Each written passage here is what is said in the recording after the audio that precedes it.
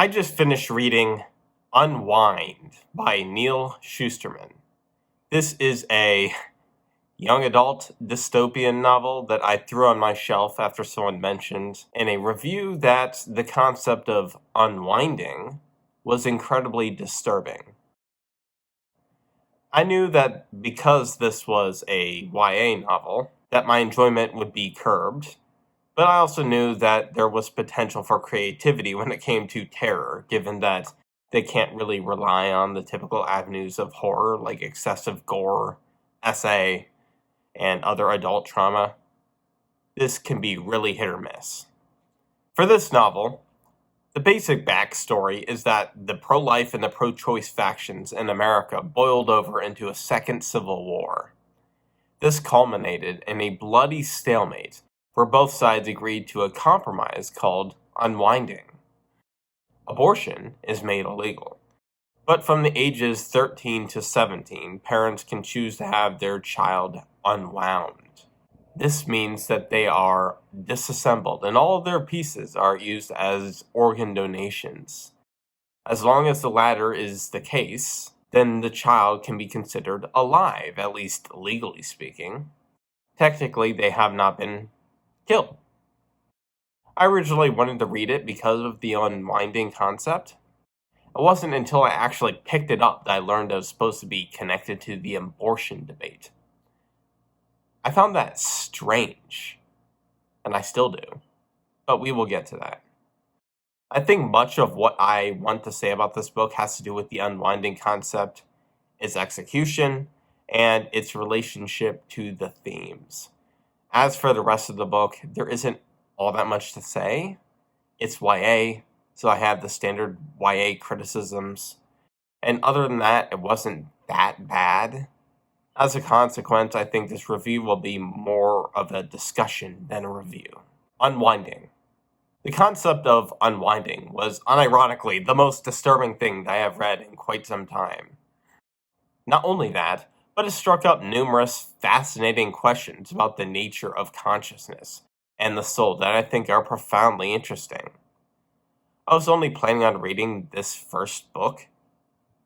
I don't even think I knew it was part of a series, but, it is. But I think I might actually consider reading the rest of the series, at least on audiobook, depending on how the next one goes. Don't count on it, though. I'm not reading it for the thrills or the action. Returning my attention to the concept of unwinding, I was just so captivated by the idea of having people unwound. As some of the characters in the book ask amongst themselves, would you rather be unwound or killed? What actually happens to you when you are unwound? The novel provides the perfect blend of nothing and tangential asides that provoke you uncomfortably. The character of sci-fi provides a perfect example of the latter that makes you wonder if the justification of unwinding might actually have a basis. In fact, there's a heartwarming scene at the end of the book involving a certain character with a bad heart that also makes you wonder. That said, I'm not sure that was Schusterman's point with the scene. Theme. This leads to the next point I wanted to make. Oftentimes, people introduce interesting concepts into stories, and it is nothing more than that. The next level is when they connect that concept to a theme, and that is used to say something. This tries to do that, but I'm not entirely convinced that it works. This is the connection to the abortion debate. The opening page makes plain this connection, and I was immediately caught off guard. I just could not see how a debate about abortion access or the fetus's right to life could lead to something like this. To be fair, the world building is fleshed out as you read it, and the way it was described above, by myself, is more informed by the fleshed out view later on than what was given in the beginning. The world building is, in a word, weak. But that is another angle I will get to. By the end, I could see some connection. There was a certain irony in the result that America had ultimately settled on in the war. They fought over choice and life, and by the end of it, both choice and life were taken away. This is according to the triumphant speech by Connor, one of the main characters at the end of the book. The problem is that unwinding is so abstracted from abortion as a topic that it kind of loses sight of what abortion is about, at least in part. One aspect of the story is that women are allowed to stork their children, even as abortion is illegal. This means they can dump a baby on a doorstep, and the family burdened with the baby is legally required to take that baby as their own. You could say that this is a kind of choice that women are given, but that idea is really not explored. Further, there is only a tangential connection to unwinding. Storked babies could be unwound later on. More broadly, the whole question of women having to carry their pregnancies to term is never touched upon. All the focus is on unwinding.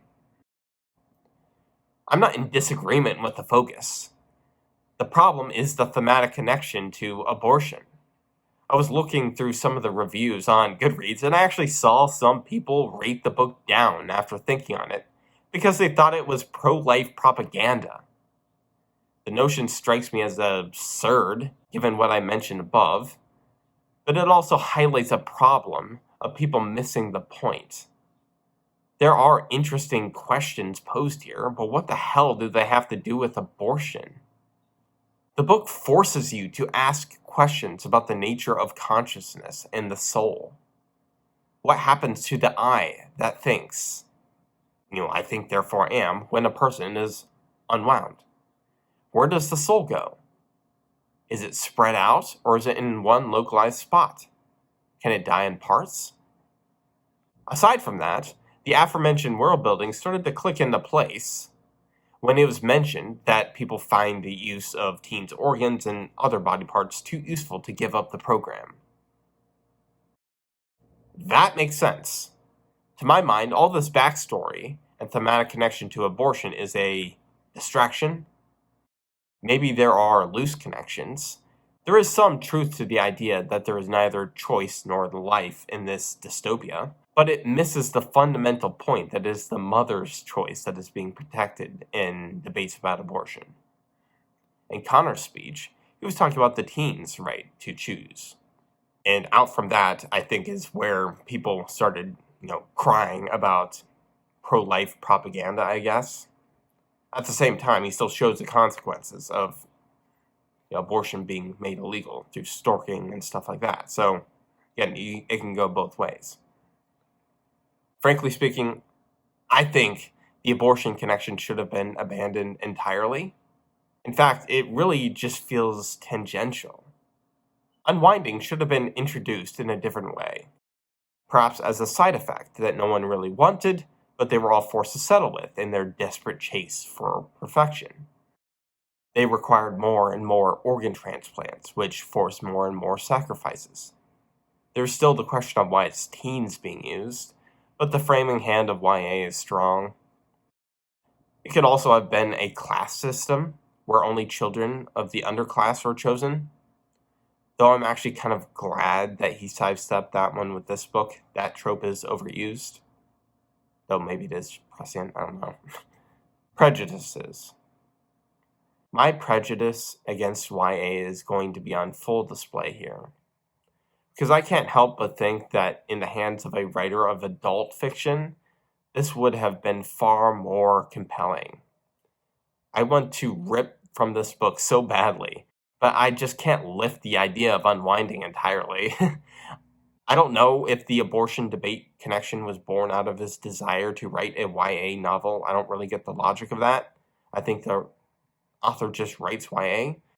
But I do think YA novels tend to be pretty weak when it comes to their internal logic, especially their world building. And this one shows that in spades. Conclusion. Unwind is a conceptually interesting experiment and even terrifying in places. However, the backstory and thematic connection it tries to make also weighs it down. It's also YA. I think I will give it a 6 out of 10. I have now released both volumes of The Paths We Have Taken, which is the first arc in the Broken Reality. This is my grim, dark, epic horror fantasy series. It takes the political intrigue of A Song of Ice and Fire, the abrasive characterization of Abercrombie, the long-term storytelling of One Piece, and the philosophical horror of the Second Apocalypse to explore the human capacity for cruelty. Check it out if you are interested.